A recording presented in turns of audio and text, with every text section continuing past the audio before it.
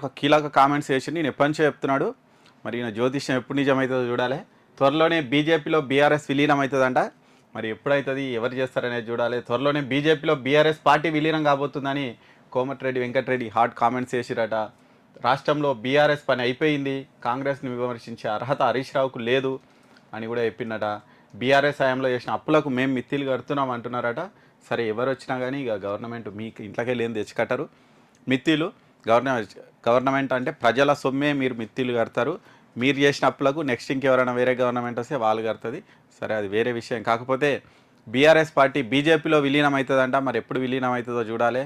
ఇక ఆల్రెడీ ఒక ఊహాగానాలు అయితే బయట సోషల్ మీడియాలో విపరీతంగా సర్క్యులేట్ అవుతున్నాయి. హరీష్ రావు బీజేపీలో జాయిన్ అవుతాడు ఒక 10-20 మంది ఎమ్మెల్యేలతో కలిసి అని.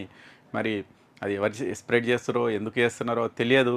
కానీ నిజంగా హరీష్ రావు ఆ పని చేస్తాడా అనేది అందరికీ క్వశ్చన్ మార్కే. కేసీఆర్ ఉన్నన్ని రోజులు హరీష్ రావు పక్కకు పోయే సమస్య లేదు అని చాలామంది చెప్తూ ఉంటారు. ఒకవేళ అదే కనుక అయ్యి ఉంటే ఇప్పటికే ఎప్పుడో హరీష్ రావు పోయేటోడు. ఎందుకంటే లాస్ట్ టైం ఎలక్షన్ అప్పుడే హరీష్ రావుని తీసి పక్కెట్టిర్రు కేసీఆర్.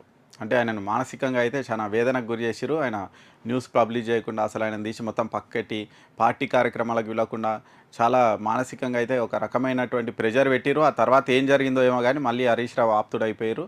మరి అది కేసీఆర్ వ్యూహంలో భాగమా ఏంటో. మరి మొత్తానికి అయితే ఇప్పుడు మళ్ళీ హరీష్ రావు బీజేపీలో జాయిన్ అవుతారు. మొత్తం అసలు బీఆర్ఎస్ పార్టీ బీజేపీలో విలీనం అవుతుందని కోమటిరెడ్డి లాంటి వాళ్ళు చెప్పడము సోషల్ మీడియాలో ప్రచారం అయితే జరుగుతుంది.